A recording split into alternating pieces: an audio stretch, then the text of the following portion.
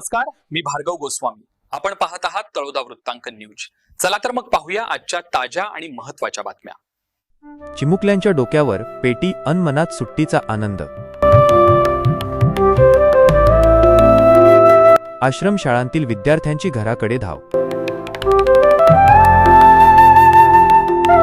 दीपक गोसावी, तळोदा वृत्तांकन न्यूज नेटवर्कसाठी तळोदा. नमस्कार प्रेक्षक हो. एप्रिल महिना आला की रणरणत्या उन्हाच्या झळांसोबतच शालेय विद्यार्थ्यांना वेध लागतात ते उन्हाळी सुट्टीचे. पहिली ते 9वीच्या परीक्षांचे सत्र संपले असून आता पुस्तकांच्या ओझ्याकडून सुट्टीच्या आनंदाकडे प्रवासाला सुरुवात झाली आहे. नंदुरबार जिल्ह्यातील आदिवासी आश्रमशाळांमधून सध्या एक विलक्षण आणि सुखद चित्र पाहायला मिळत आहे. ते म्हणजे आपल्या साहित्याची पत्र्याची पेटी डोक्यावर घेऊन आनंदाने घराची वाट धरणारे चिमुकले विद्यार्थी. एप्रिल महिन्याच्या सुरुवातीपासूनच विद्यार्थ्यांमध्ये परीक्षेची लगबग असते. मात्र पेपर लिहित असतानाही विद्यार्थ्यांचे कान शिक्षकांच्या त्या घोषणेकडे लागलेले असतात की उद्यापासून सुट्टी. परीक्षेचे दिवस जसे कमी होतात तशी सुट्टीची ओढ वाढत जाते. बोरत परिसरातील शाळांमध्ये शेवटचा पेपर संपला आणि शाळा सुटताच विद्यार्थ्यांनी एकच जल्लोष केला. वर्षभर शिक्षकांच्या शिस्तीत राहणारे हे विद्यार्थी आता महिनाभर मुक्तपणे बागडण्यासाठी सज्ज झाले आहेत.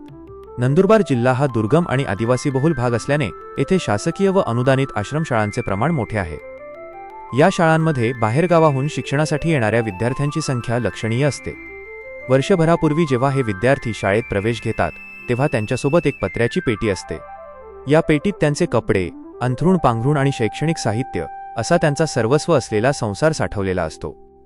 सध्या बोरत गाव आणि परिसरातील रस्त्यांवरून आपल्या पालकांसोबत घराकडे जाणारे विद्यार्थी दिसून येत आहेत. विशेष म्हणजे भर उन्हात अनेक किलोमीटरचा प्रवास करतानाही या मुलांच्या डोक्यावर ती जड पत्र्याची पेटी आहे. मात्र या ओझ्याचे त्यांना काहीच वाटत नाही. महिनाभर आईवडिलांसोबत राहता येईल, रानात फिरता येईल आणि मनसोक्त खेळता येईल या विचारानेच त्यांच्या चेहऱ्यावरचे हास्य अधिक गडद होत आहे.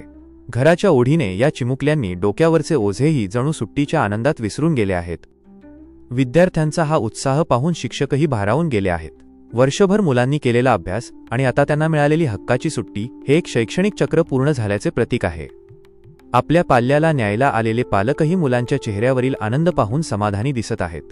एकूणच सध्या नंदुरबार जिल्ह्यातील रस्त्यांवर डोक्यावर पेटी घेऊन चालणारे हे विद्यार्थी शाळा संपली, सुट्टी लागली या गाण्याची प्रत्यक्ष प्रचिती देत आहेत. आता महिनाभर हे चिमुकले आपल्या गावी निवांत वेळ घालवतील आणि पुन्हा नवीन उमेदीने नव्या वर्गात प्रवेश घेण्यासाठी परततील.